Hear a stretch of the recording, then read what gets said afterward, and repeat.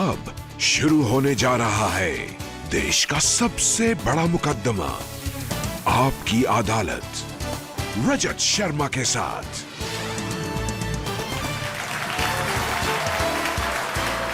नमस्कार, आपकी अदालत में आपका स्वागत है। आपकी अदालत में आज मेरे मेहमान हैं एक ऐसे नेता जो बहुत ताकतवर पोजीशन पर रहे हैं, मुख्यमंत्री रहे, केंद्र सरकार में मंत्री रहे, पार्टी के राष्ट्रीय अध्यक्ष रहे।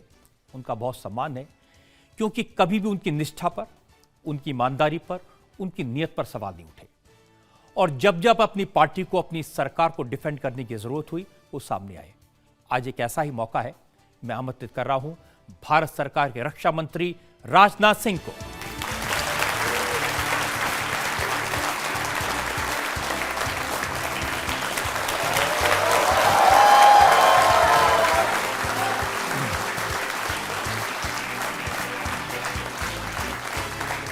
आपकी अदालत के खास मुकदमे में आज हमारे जज हैं अमर उजाला के कंसल्टिंग एडिटर विनोद अग्नि।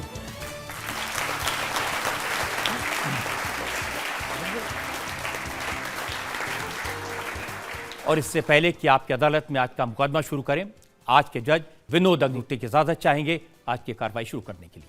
अदालत की कार्रवाई शुरू की जाए। तो इससे पहले कि आज का मुकदमा शुरू करें, सवालात और इल्जामात का सिलसिला शुरू करें, एक नजर डालेंगे राजनाथ सिंह के पॉलिटिकल करियर पर। भारत के रक्षा मंत्री एक किसान के बेटे हैं। वो एक समय पर भारत के कृषि मंत्री के पद पर पहुंचे। राजनाथ सिंह गांव के स्कूल में पढ़े और अपनी बौद्धिक क्षमता के बल पर फिजिक्स के लेक्चरर बने। राजनाथ सिंह ने भारतीय जनसंघ के जिला अध्यक्ष के तौर पर काम किया और भारतीय जनता पार्टी के राष्ट्रीय अध्यक्ष के पद पर पहुंचे। राजनाथ सिंह ने बीजेपी अध्यक्ष रहते हुए नरेंद्र मोदी को प्रधानमंत्री पद का उम्मीदवार बनाया। इन्हीं की अध्यक्षता में बीजेपी ने देश में पहली बार पूर्ण बहुमत वाली सरकार बनाई। राजनाथ सिंह पहले 5 साल मोदी सरकार में होम मिनिस्टर रहे। राजनाथ सिंह आरएसएस से जुड़े हैं लेकिन सर्वधर्म समभाव के लिए जाने जाते हैं। राजनाथ सिंह उत्तर प्रदेश में एमएलसी रहे, शिक्षा मंत्री बने, प्रदेश अध्यक्ष बने और फिर मुख्यमंत्री पद की जिम्मेदारी संभाली। राजनाथ सिंह अटल बिहारी वाजपेयी की सरकार में पहले सरफेस ट्रांसपोर्ट मिनिस्टर और बाद में कृषि मंत्री रहे। इस बार राजनाथ सिंह लखनऊ की उस सीट से चुने गए जिस पर चुनकर आए वाजपेयी जी प्रधानमंत्री बने थे। आपकी अदालत में रक्षा मंत्री राजनाथ सिंह अपनी सरकार और अपनी पार्टी की पैरवी खुद करेंगे। तो आइए शुरू करते हैं आज का मुकदमा। आपकी अदालत में पहला इल्जाम रक्षा मंत्री राजनाथ सिंह पर। आपकी अदालत में भारत के रक्षा मंत्री राजनाथ सिंह पर इल्जाम है कि इनके राज में विपक्ष के लिए जगह नहीं है। राजनाथ जी, विरोधी दलों के नेता बहुत कहते हैं कि मोदी जी के राज में किसी विपक्षी दल को अपनी आवाज उठाने की इजाजत नहीं है, सबको डरा के रखते हैं। स्वस्थ लोकतांत्रिक व्यवस्था में मैं समझता हूं कि विपक्ष की आवाज़ कभी दबाई नहीं जानी चाहिए और स्वस्थ लोकतांत्रिक व्यवस्था के प्रति हम लोगों की पूरी प्रतिबद्धता है। इसलिए किसी विपक्षी की अथवा किसी विपक्षी दल की आवाज़ को दबाने का तो प्रश्न ही नहीं खड़ा होता।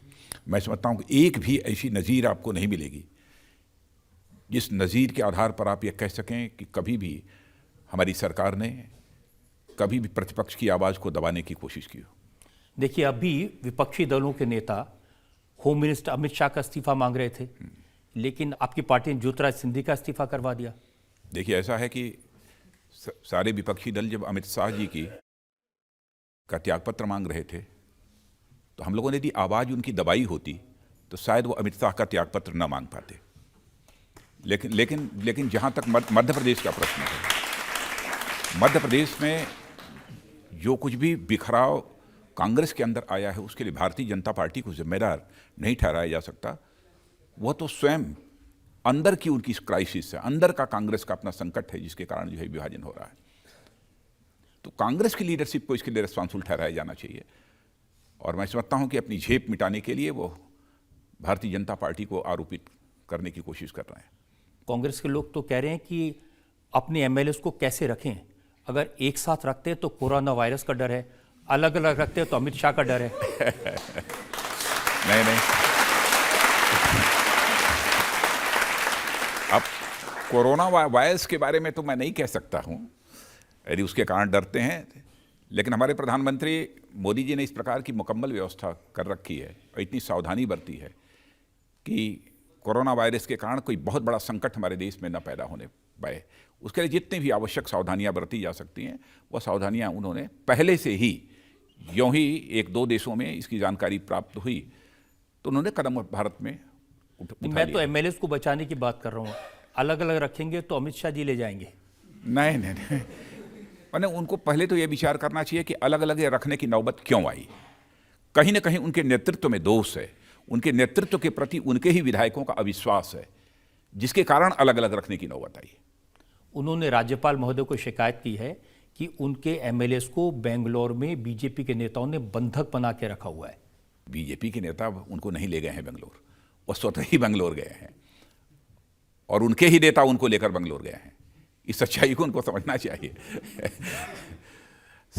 तब नतीजा तो मैं कह नहीं सकता कि शायद कांग्रेस के साथ रहना नहीं चाहते, इसीलिए वहां से निकलकर वो जाकर बेंगलोर में उन्होंने शरण ले रखी है।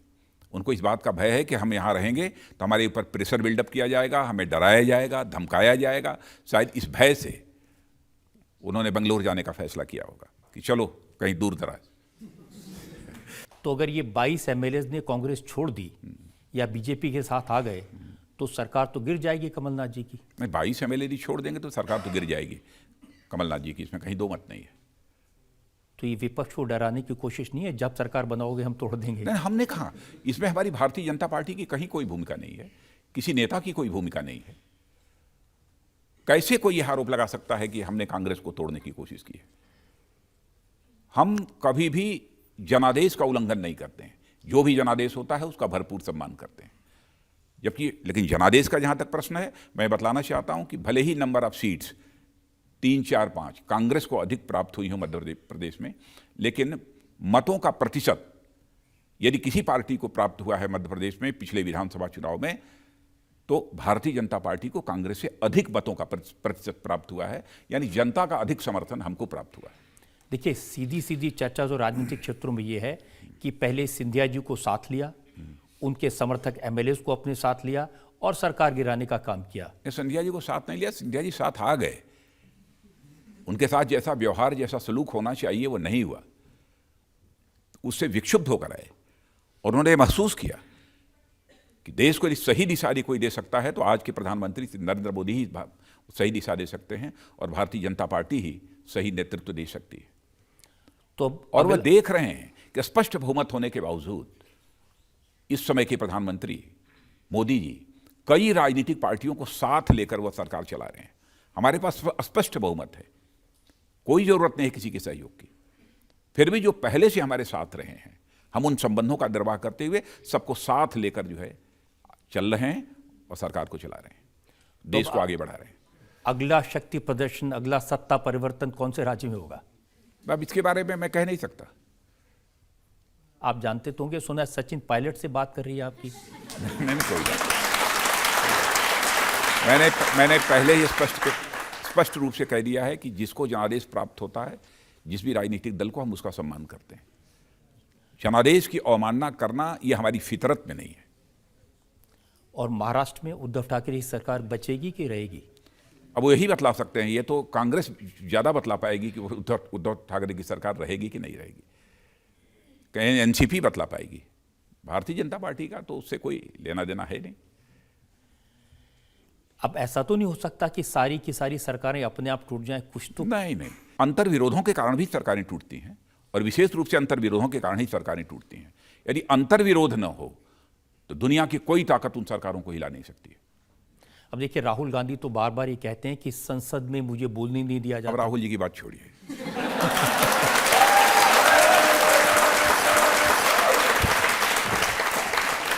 अब क्या बोलते हैं, अब उस पर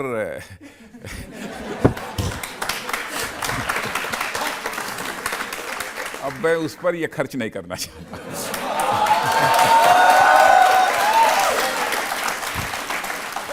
क्योंकि मैं जानता हूं आगे बहुत सारे आप सवाल करने वाले हैं, इसलिए इसको उसी समय के लिए सुरक्षित रहने दीजिए ताकि आपके सवालों का मैं जवाब दे सकूं। आपकी अदालत में अगला हिस्सा। आपकी अदालत में भारत के रक्षा मंत्री राजनाथ सिंह पर आरोप है कि इनके राज में मुसलमान डरे हुए हैं। राजनाथ जी जब मुसलमान भाइयों बहनों से बात करते हैं तो वो कहते हैं कि एक डर का माहौल है, एक खौफ है, इस राज में पता नहीं कैसे जिएं। यदि मुस्लिम समाज भयभीत है तो उसके भयभीत होने के लिए हमारी सरकार जिम्मेदार नहीं है, बल्कि इसके लिए मैं प्रतिपक्ष को जिम्मेदार मानता हूं।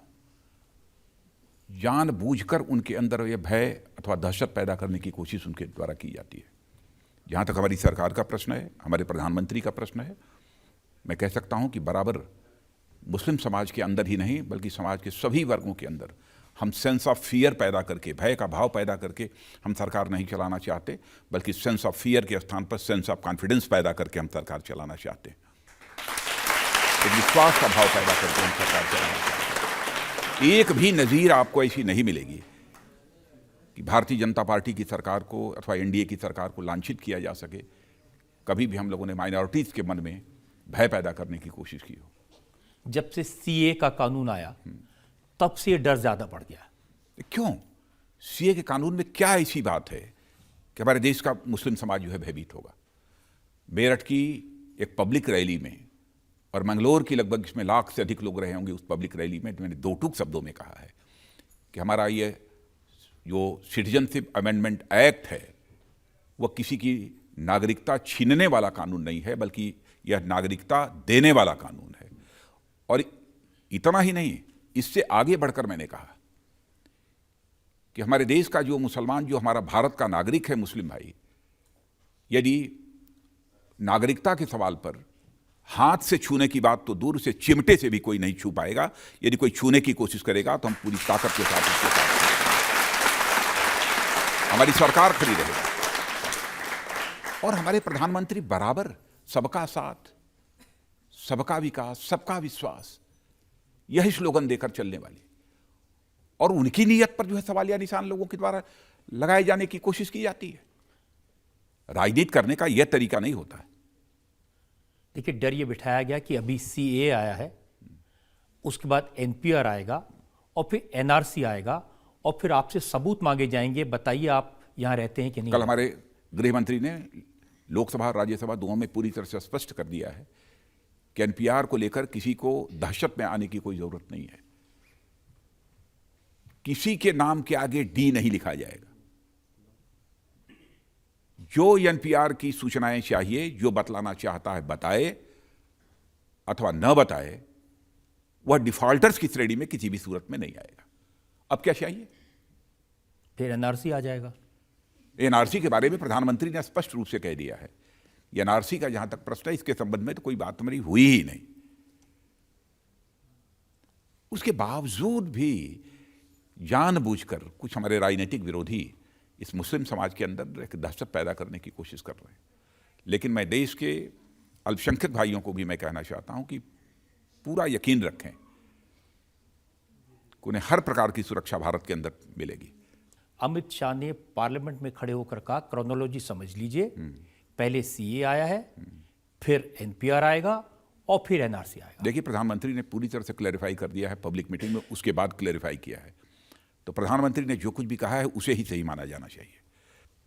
और दिल्ली में जो दंगे हुए, क्या इसमें डर पैदा करने की कोशिश नहीं की गई? क्या दंगे हम लोगों ने कराए? क्या कोई भी सरकार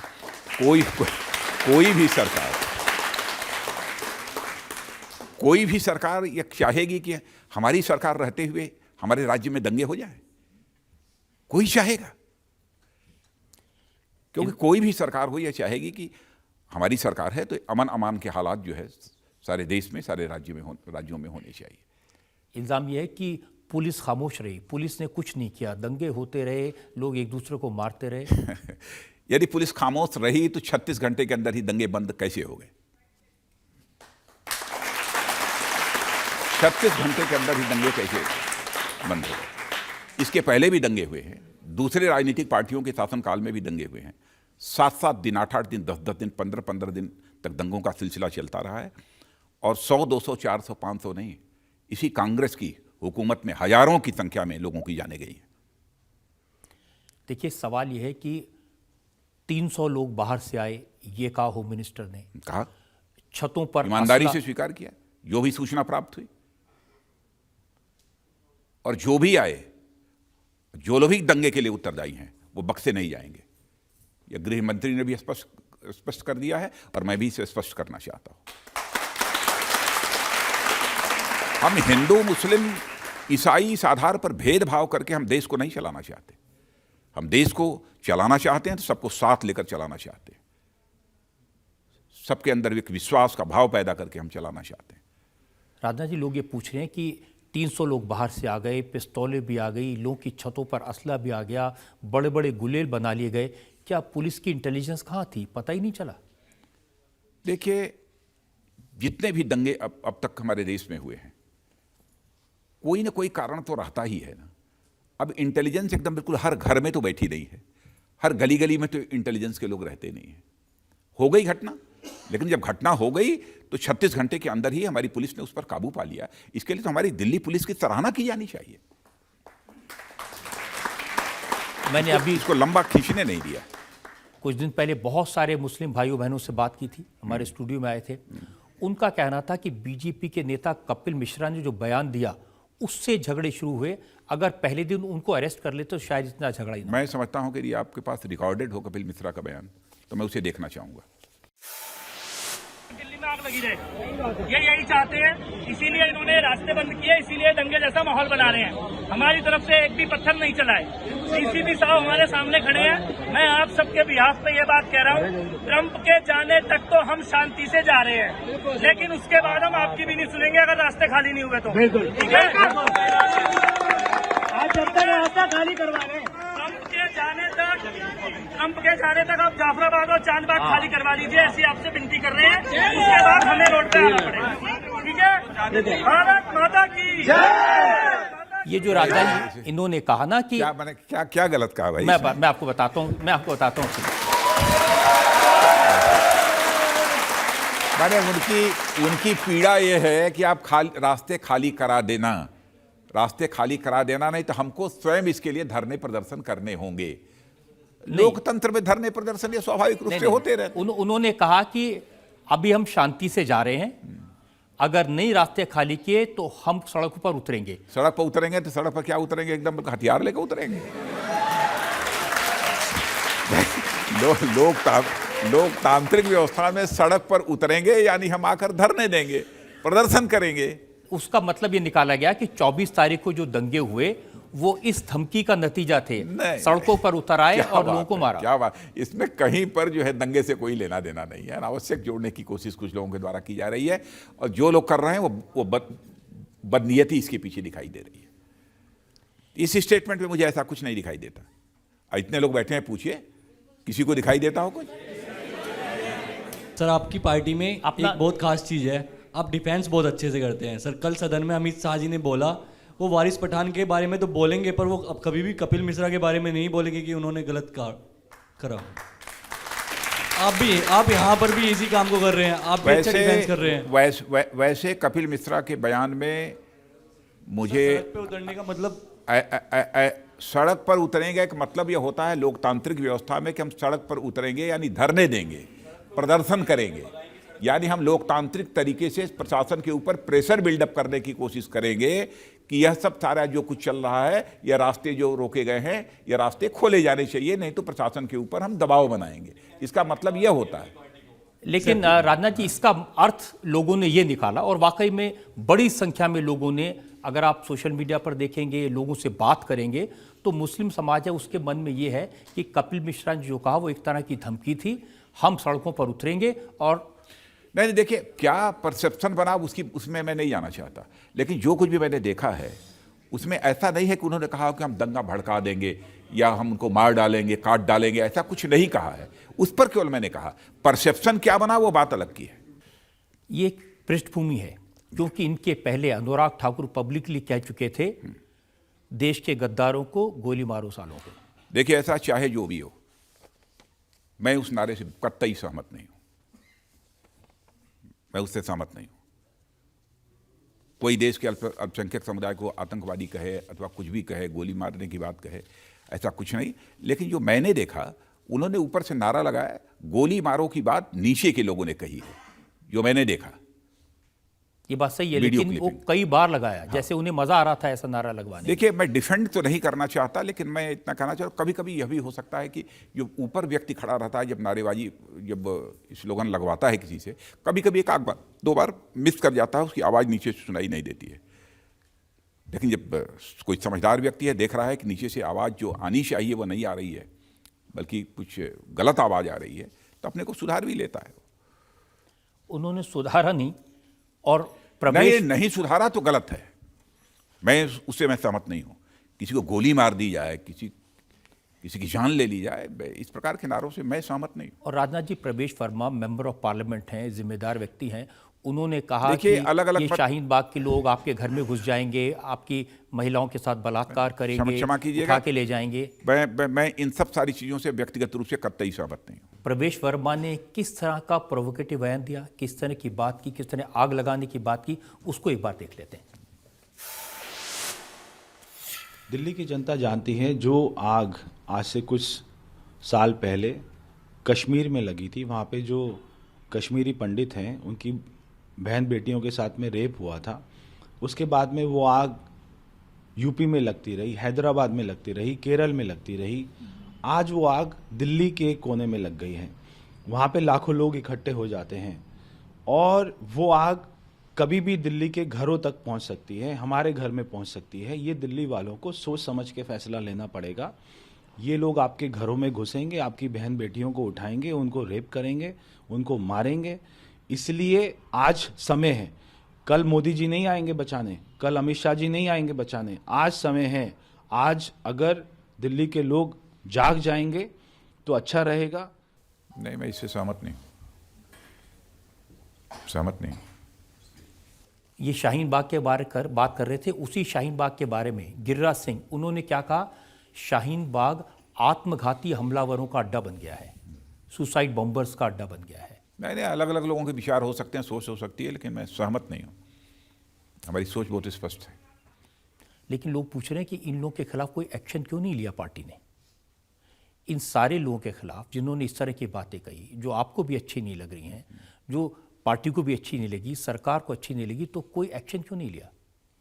नहीं, पार्टी को उसमें यदि कोई ऐसी बात रहेगी तो पार्टी जहाँ आवश्यक समझती है उसके खिलाफ कार्रवाई करती है।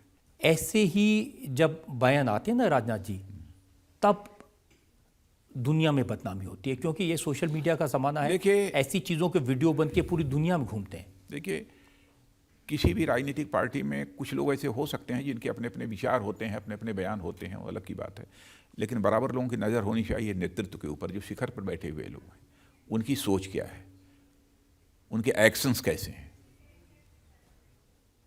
इस आधार पर फैसले करने चाहिए। मैं इस बात के लिए आपकी प्रशंसा करता हूं कि जो आपको ठीक नहीं लगा, आप साफ करें ठीक नहीं लगा, लेकिन अनुराग ठाकुर का, प्रवेश वर्मा का बयान आपको ठीक नहीं लगा, उसके बारे में आपने कहा। मैं सहमत नहीं हूं उससे। अब एक्शन और करवा दीजिए इस पर।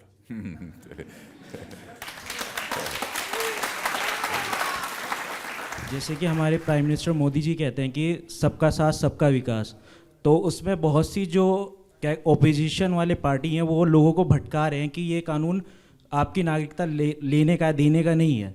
तो उसमें जो मुस्लिम कम्युनिटी के अंदर है थोड़ा कहीं ना कहीं कन्फ्यूज़न है क्रिएट, उसके लिए सरकार को कोई ना कोई कदम उठाना चाहिए।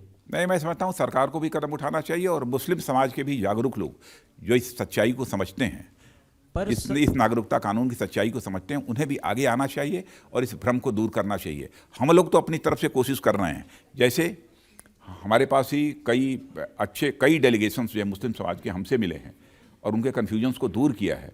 वह भी ये मानते हैं कि नागरिकता कानून को लेकर केवल कन्फ्यूजन है और यह कन्फ्यूजन दूर होना चाहिए। मैंने उन लोगों से भी अनुरोध किया है कि आप लोगों के द्वारा भी ये प्रयत्न होना चाहिए ताकि यह जो भ्रम पैदा हुआ है मुस्लिम समाज के अंदर, इस भ्रम को दूर किया जा सके। पर सर इसमें कंफ्यूजन जो है वो ग्राउंड लेवल पे करी जा रही है, जो रूरल एरिया में, वहाँ नहीं, क्योंकि रूरल एरिया में ज़्यादा हो रही है, क्योंकि सिटी में या मैं आपको बताता हूँ राजनाथ जी, इंडिया टीवी ने करीब 30 की संख्या है मौलवियों की जो छोटी छोटी जगहों पर है, कोई जलगांव में, कोई नांदेड़ में, कोई लुधियाना में, वो मस्जिदों में जिस तरह के भाषण देते हैं, बड़े भड़काऊ भाषण हैं, और उसी में इस तरह की गलतफहमी पैदा करने की कोशिश की जाती है कि ये कानून आ जाएगा तो ये तुम्हारी दाढ़ी पकड़ के खींच लेंगे, ये तुम्हें निकलवा देंगे, मरवा देंगे, तुमसे सबूत मांगा जाएगा, तुम्हारे पास सबूत नहीं होगा तो तुम्हें डिटेंशन सेंटर में डाल दिया जाएगा। इसका क्या करें? नहीं, जो जिन लोगों के द्वारा भी ये किया जा रहा है वह बहुत बड़ा अपराध कर रहे हैं। सचमुच ऐसे लोगों को तो बिहाइंड बार कर दिया जाना चाहिए।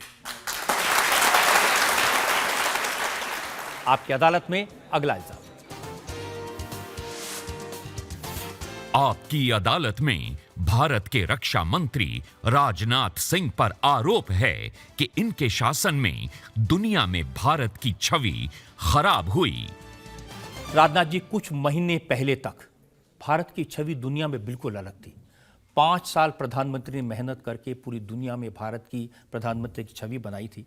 वर्ल्ड लीडर्स के लेवल पर वो खड़े हो गए थे, पहली पंक्ति के लोगों में। आज भी खड़े हैं। लेकिन अब पिछले कुछ महीनों में बहुत छवि खराब हुई है। बहुत तरह की बातें पूरी दुनिया में कही जा रही हैं, जैसे न्यूयॉर्क टाइम्स, गार्जियन, इकोनॉमिस्ट, ये बड़े बड़े अखबार हैं। इन सब अखबारों में लिखा कि भारत में मुसलमानों को जीने नहीं दिया जा रहा, उन पर जुल्म किए जा रहे हैं। इसके लिए वे लोग अपराधी हैं जो बराबर मुस्लिम समाज के अंदर इस भारत में भ्रम पैदा करने की कोशिश करते हैं। लेकिन मैं समझता हूं कि यह जो बाहर भी यह परसेप्शन यदि कुछ लोगों के अंदर बना हुआ है तो कुछ समय के बाद स्वतः यह दूर होगा, क्योंकि गलत बात लंबे समय तक प्रिवेल नहीं कर सकती है। देखिए, ईरान के सबसे बड़े लीडर हैं अयतुल्ला खोमेनी। उन्होंने क्या कहा, मैं एग्जैक्ट आपके शब्द उनके बताता हूँ। ट्वीट किया, भारत में मुसलमानों के नरसंहार, मैसाकर शब्द का इस्तेमाल किया, भारत में मुसलमानों के नरसंहार से दुनिया भर में मुसलमान दुखी हैं।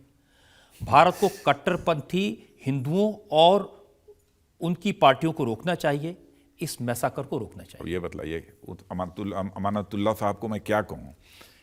इसके पहले तो मैंने कहा दंगे हुए हैं, हजारों की संख्या में लोग मारे गए हैं। यह दिल्ली का एक दंगा हुआ है, पहला दंगा हुआ है, 52 लोग मारे गए हैं। इसमें हिंदू भी मारे गए हैं, मुसलमान भी मारे गए हैं, दोनों मारे गए हैं। केवल एक ही कौम के लोग नहीं मारे गए हैं इसमें। और इसके आधार पर जो उन्होंने भारत की छवि के बारे में ही एक अपना परसेप्शन बना लिया, क्या मतलब है इसका? लेकिन ये सिस्टम लेकिन मैं समझता हूँ ये सब थोड़ा बहुत कंफ्यूजन यदि इंटरनेशनल कम्युनिटी में है तो समय के साथ वो धुल जाएगा। इसलिए नहीं धुलेगा क्योंकि आपकी सरकार में ऐसे मंत्री हैं जो इस तरह की बातें कहते हैं। गिरिराज सिंह कहते हैं देवबंद आतंकवाद की गंगोत्री है, वहाँ हाफिज सईद जैसे आतंकवादी पैदा होते हैं। देखिए, प्रधानमंत्री जी इन सब सारी चीज़ों के बारे में कई बार बोल चुके हैं, कह चुके हैं। कोई व्यक्तिगत रूप से यदि कहीं पर कोई स्टेटमेंट दे देता है तो उसी को लेकर आधार नहीं बनाया जाना चाहिए। मैं तो कहता हूं कि सब देखना है, यदि सबको देखना चाहिए जो इस सरकार का नेतृत्व कर रहे हैं तो नरेंद्र भाई मोदी की तरफ, कि प्रधानमंत्री की नीयत कैसी है। प्रधानमंत्री की नीयत और ईमान पर यदि कोई सवाल या निशान यदि कोई लगाता है तो मैं उसका जवाब देने को पूरी तरह से तैयार हूँ। और मैं कह सकता हूँ, कोई यह कह सकता है कि काम अधिक हुआ, काम कम हुआ, काम कुछ और अधिक होना चाहिए, लेकिन हमारे प्रधानमंत्री की नीयत और ईमान पर कोई भी माँ का लाल सवालिया निशान नहीं लगा सकता, क्योंकि कैबिनेट का मैं वरिष्ठतम सदस्य हूं और लंबे समय तक हमने साथ काम किया है। इसलिए मैं दावे के साथ कह सकता हूं कभी भी हमारे प्रधानमंत्री की सोच कम्युनल नहीं रही है, कभी भी नहीं रही है। गुजरात में जब वो मुख्यमंत्री थे, दंगा था, तो उस समय भी किस तरीके से उनकी इमेज को धूमिल करने की लोगों के द्वारा कोशिश की गई, उससे आप अच्छी तरह परिचित हैं। लेकिन उस समय भी किस तकलीफ, किस कष्ट के दौर से वो गुजर रहे थे कि इस प्रकार से लांछित किया जा रहा है। लेकिन कभी भी जाति, पंथ और मजहब के आधार पर भेदभाव करके सरकार चलाने की यह कल्पना तो हम लोग कर भी नहीं सकते। ये बात आपकी सही है कि मोदी जी की नीयत पर सवाल नहीं है। सवाल सिर्फ एक ही बात पर है कि मोदी जी वाकई में सबका साथ, सबका विकास, सबका विश्वास चाहते हैं। सबका साथ, सबका विश्वास मोदी जी चाहते ही नहीं, उसके लिए प्रयत्न भी करते हैं, वो भी करते हैं। तो फिर और समय समय पर पूरे पार्टी में वो हिदायत भी देते रहते हैं। और आपने उनके कई भाषण, भी पार्लियामेंट्री पार्टी का उनका भाषण था, उन्होंने क्या कहा कि सद्भावना हमारी, शांति, एकता और सद्भावना हमारी यह सांस्कृतिक विरासत है, इसे हमको बचा कर रखना है। लेकिन जो लोग इस तरह के बयानबाजी करते हैं उनके खिलाफ एक्शन क्यों नहीं होता? ये जहां जो कहना होता है वह कहते भी हैं। सरकार कितने सारे लोग, अब देखिए मैं आपको, जैसे कर्नाटक के लोग हैं जिनकी बात यहां तक नहीं आती, बीजेपी के एमएलए हैं सोमशेखर रेड्डी, उनका स्टेटमेंट देख रहा था, वो कह रहे थे कि हम हिंदू 80% हैं, मुसलमान 18% है, आप बहुत नखरे मत करिए। देखिए, मैं कहना चाहता हूं, चाहे कोई भी हो, ऐसे स्टेटमेंट देने से बचना चाहिए जिसमें कि हिंदू, मुसलमान, ईसाई इस आधार पर किसी प्रकार का डिस्क्रिमिनेशन यानी कोई भेदभाव होता हो, इस प्रकार के स्टेटमेंट देने से बचना चाहिए। जब वो ऐसी बात कहते हैं, क्योंकि भारतीय जनता पार्टी की एक स्पष्ट सोच है कि राजनीति जाति, पंथ अथवा मजहब के आधार पर नहीं होनी चाहिए। राजनीति यदि होनी चाहिए तो इंसाफ और इंसानियत के आधार पर होनी चाहिए। और भारतीय जनता पार्टी जिस आइडियोलॉजी को लेकर भारत में राजनीतिक यात्रा अपनी कर रही है, वह एकात्म मानव दर्शन है।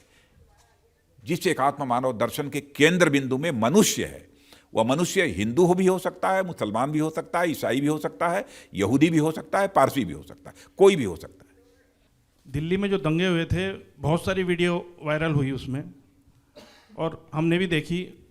एक वीडियो में कुछ महिलाएं बुर्का पहनकर पुलिस वाले पर पत्थर मार रही हैं, लेकिन पुलिस वाले उन्हें पलट के जवाब नहीं दे रहे हैं। उसमें आप सबको जानकारी होगी कि एफआईआर दर्ज हो गई है, कुछ लोग गिरफ्तार भी उस मामले में हुए हैं। लेकिन जैसा मैंने पहले कहा, मैं फिर से अपनी बात को दोहराना चाहता हूं कि जो भी अपराधी हैं, जो दोषी हैं, वो बच कर नहीं जाने पाएंगे, वो निश्चित रूप से दंडित होंगे। जिस वीडियो का जिक्र कर रहे हैं वो पुलिस की बड़ी हेल्पलेसनेस की सिचुएशन दिखाता है। वो महिलाओं से बात करने जाते हैं, महिलाएं उनको घेर लेती हैं, उनका हेलमेट तोड़ दिया, उनकी पिटाई की। पुलिस कम थी, लोग ज़्यादा थे, और ऐसा लगा कि जैसे कुछ सिचुएशन आउट ऑफ कंट्रोल है। जो भी हालात वहाँ पैदा हुए होंगे, मैं कह नहीं सकता, क्योंकि मैंने देखा नहीं था कि कैसे हालात क्या थे। लेकिन जो कुछ भी हुआ बहुत ही गलत हुआ। जितनी भी उसकी निंदा की जाए वह कम है। और उसमें एफआईआर भी दर्ज हुई है, कुछ गिरफ्तारियां भी हुई हैं, जहाँ तक मेरी जानकारी है। और इस देश के गृह मंत्री ने कहा है कि ऐसे लोग सरकार की नज़रों से बचकर नहीं जाने पाएंगे। आप भी 5 साल गृह मंत्री थे, तो क्या पुलिस को ऐसी इंस्ट्रक्शन दी जाती हैं कि संयम बरतें, गोली न चलाएं, किसी पर कुछ न कहें, पिटते रहें? संयम बरतें, यह तो बराबर हर समय हिदायत दी जाती है। नहीं, सड़क चलते किसी के ऊपर जो लाठी बरसाना शुरू कर दें, यह भी तो नहीं होना चाहिए। लेकिन संयम का मतलब, लेकिन जब दंगे होते हैं उस समय ये नहीं, दंगे होते हैं ना, सीधे उनको हिदायत दी जाती है, सख्त कार्रवाई होनी चाहिए, दंगे किसी भी सूरत में रुकने चाहिए। अराजक स्थिति पैदा होती है, उस समय भी इसी प्रकार की हिदायत दी जाती है। संयम का मतलब ये तो नहीं है कि आप पर पत्थर बरसाते जाए रहें और आप चुपचाप देखते रहें। नहीं, संयम का मतलब यह कैसे हो जाएगा। मैं बताऊँ, पुलिस भी समझदार है। जो निरपराध लोग हैं उनके ऊपर किसी प्रकार की उत्पीड़न की कार्रवाई नहीं होनी चाहिए। उसका उद्देश्य यही होता है। एक वीडियो ये भी है कि कुछ मुस्लिम युवक जमीन पर लेटे हुए हैं, घायल हैं, और पुलिस वाले उनको मार रहे हैं, उनसे कह रहे हैं कि जनगण मन गाओ। मैं ऐसा भी ये सब होना नहीं चाहिए। यदि हुआ है तो माने जो भी दोषी होगा उसके खिलाफ कार्रवाई होगी। या तो गृह मंत्री कह चुके हैं, तो मैं समझता हूं कि इससे ज़्यादा मुझे कुछ कहने की कोई ज़रूरत नहीं है। इतना तो आप कह सकते हैं कि ऐसी स्थिति पैदा ना हो, ऐसे दंगे ना हो, तो लोगों को, हिंदुओं को, मुसलमानों को क्या कहना चाहते हैं आप? मैं यही कहना चाहता हूं कि हिंदू, मुसलमान, ईसाई जो भी भारत माता की कोख से पैदा हुए हैं, जो भी भारत के नागरिक हैं, सभी भाई भाई हैं। मिलकर जो है परस्पर भाईचारे के विश्वास को और अधिक हमको आगे बढ़ाना चाहिए, और इस देश को शिखर पर ले जाने के लिए हमको सभी को मिलजुल कर कोशिश करनी चाहिए। आपकी अदालत में अगला इल्जाम। आपकी अदालत में भारत के रक्षा मंत्री राजनाथ सिंह पर आरोप है कि ये पाकिस्तान को पूरा सबक नहीं सिखा पाए। राजनाथ जी, ये सही है कि सर्जिकल स्ट्राइक भी किया, बालाकोट में जाकर घर में घुसकर मारा, लेकिन दिखाई तो दे रहा है कि पाकिस्तान सुधरा नहीं है, सबक सीखा नहीं है, वो कुत्ते की दुम जैसा है वैसे ही।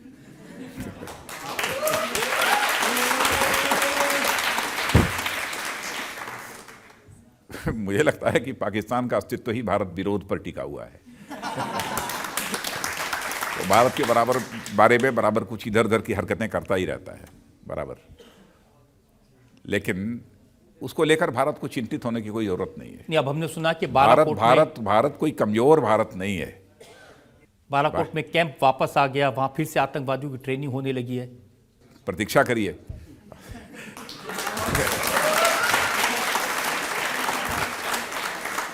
बस इतना ही मैं कहना चाहूंगा कि भारत की सुरक्षा, भारत की आन बान शान को लेकर यदि कहीं पर कोई सवालिया निशान यदि खड़ा होगा तो उसका मुंहतोड़ जवाब, उसका जवाब देने की कुवत भारत की सेना के अंदर है, मैं बताना चाहूँगा।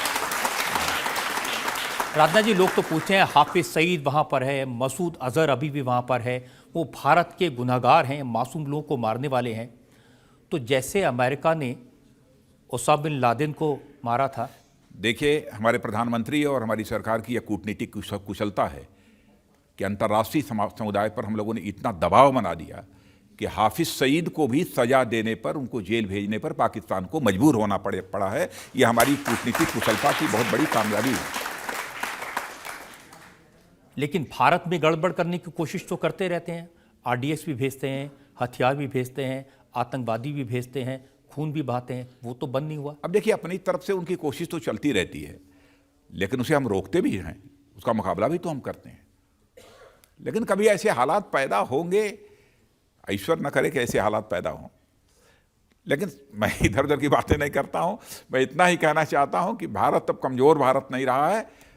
भारत के समक्ष यदि कोई बड़ा संकट यदि पैदा करने की कोशिश करेगा तो उसको मुंहतोड़ जवाब देने की कुव्वत भारत के अंदर है। तो इतना नहीं कहना चाहता।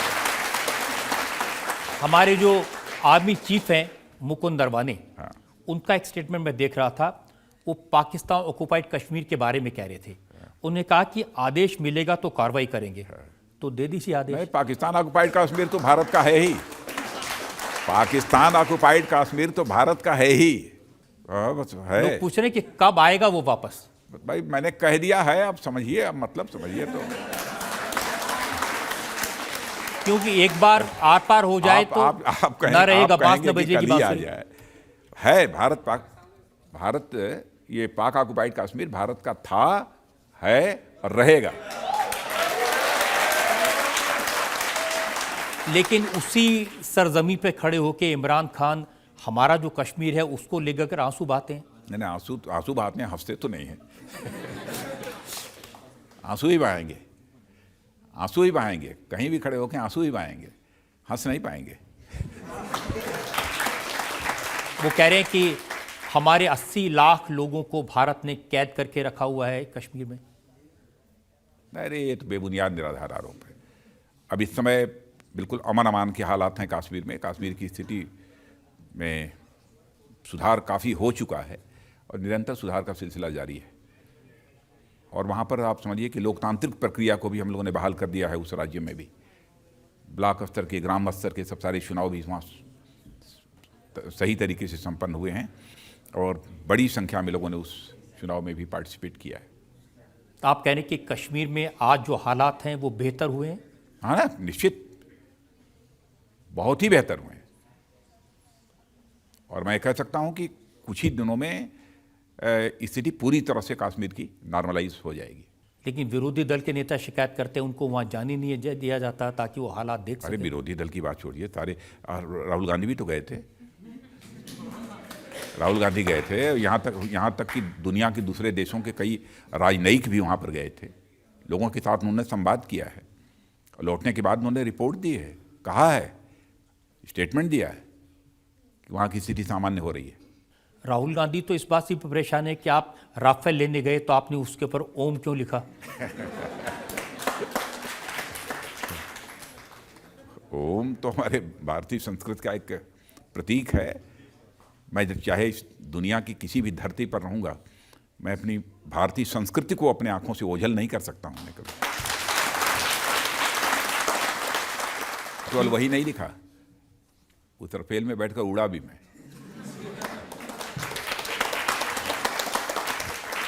वो हम सब ने देखा था और काफ़ी देर आप उड़ान भरते रहे, तो डर नहीं लगा इतनी स्पीड से वो प्लेन जाता है? नहीं नहीं नहीं, ये मेरे ऊपर ईश्वर की कृपा है कि भय शायद कभी लगा हो बचपन वगैरह में, तो नहीं कह सकता हूँ, लेकिन भय नहीं लगता। बल्कि ऊपर जब मैं गया तो मैंने पूछा पायलट से कि किस स्पीड से इस समय फ्लाई कर रहे हो, at what speed you are flying at this time. तो पायलट ने कहा कि सर 850 to 900 किलोमीटर पर आवर। तो मैंने कहा but it can fly with the supersonic speed. तो उसने कहा यस सर। तो मैंने कहा don't worry, go head with the supersonic speed.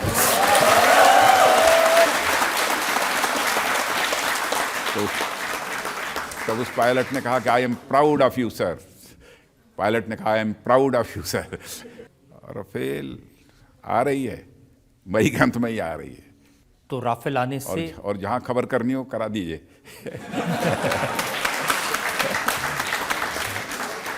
प्रधानमंत्री ने कहा था कि अगर पाकिस्तान से हमारा जंग हो जाए तो 7-8 दिन के अंदर ही निपटारा कर देंगे। हाँ हाँ, वो प्रधानमंत्री जी कभी गलत नहीं बोलते हैं। लेकिन वैसे हम लोग चाहते यह है कि हमारा पड़ोसी है ठीक ठाक रहे, सही सलामत रहे। क्योंकि हमारे आदरणीय अटल बिहारी वाजपेयी जी भी बराबर कहा करते थे कि जिंदगी में दोस्त बदल जाते हैं लेकिन पड़ोसी नहीं बदलते। इसलिए हम लोग भी चाहते हैं कि हमारा पड़ोसी है तो पड़ोसी यार ठीक ठाक रहे। लेकिन पता नहीं उन पड़ोसी ने क्या कहा, ये मैं आपको बता देता हूं। पाकिस्तान के वज़ीर आज़म इमरान खान, उन्होंने कहा कि ये जो आप 7-8 दिन की बात कर रहे हैं, अगर ऐसा करने की कोशिश की तो ये आपकी आखिरी गलती होगी।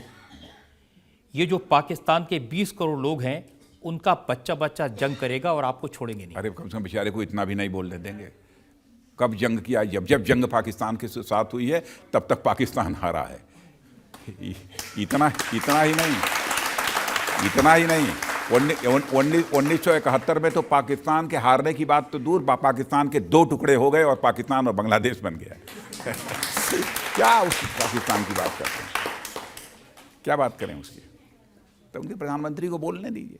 तो हमारी सेना किसी भी मुकाबले के लिए तैयार है, पूरी तरह तैयार है। जब तैयार है तो कब भेजेंगे? कब? बस मैंने कहा तैयार है। हर सवाल का जवाब देना कोई आवश्यक नहीं है। आपकी अदालत में आज हमने मुकदमा चलाया भारत के रक्षा मंत्री राजनाथ सिंह पर। अब वक्त है आपकी अदालत में आज के जज विनोद अग्निहोत्री के फैसले का। भारत के रक्षा मंत्री राजनाथ सिंह जी पर लगाए गए सभी इल्जामात और सवालात का जवाब उन्होंने बेहद बेबाकी और साफगोई से दिया है। इसलिए ये अदालत उन्हें सभी आरोपों से बाइज्जत बरी करती है। वो एक बेहद वरिष्ठ और गंभीर छवि वाले राजनेता हैं। अदालत उनसे ये अपेक्षा करती है कि श्री राजनाथ सिंह अपनी राजनीतिक क्षमता, योग्यता और ईमानदारी से देश की सेवा करते रहेंगे और सरकार के रक्षा मंत्री के रूप में वो देश की सीमाओं की रक्षा के साथ साथ देश में सद्भाव, प्रेम और बंधुत्व का वातावरण बनाए रखने में अपना महत्वपूर्ण योगदान देते रहेंगे। और सरकार के एक शीर्ष मंत्री के रूप में बतौर अगर समाज के, देश के किसी वर्ग में कोई भ्रम या आशंका है तो वो उसका निवारण करने का भी पूरा प्रयास करेंगे। इस उम्मीद के साथ, इस विश्वास के साथ कि राजनाथ सिंह इसी तरह देश की सेवा करते रहेंगे, भारत का नाम ऊंचा करते रहेंगे और लोगों का विश्वास जीतते रहेंगे, आपकी अदालत का ये मुकदमा यहीं खत्म करते हैं। अगले हफ्ते आपसे मुलाकात होगी एक नई शख्सियत के साथ। तब तक के लिए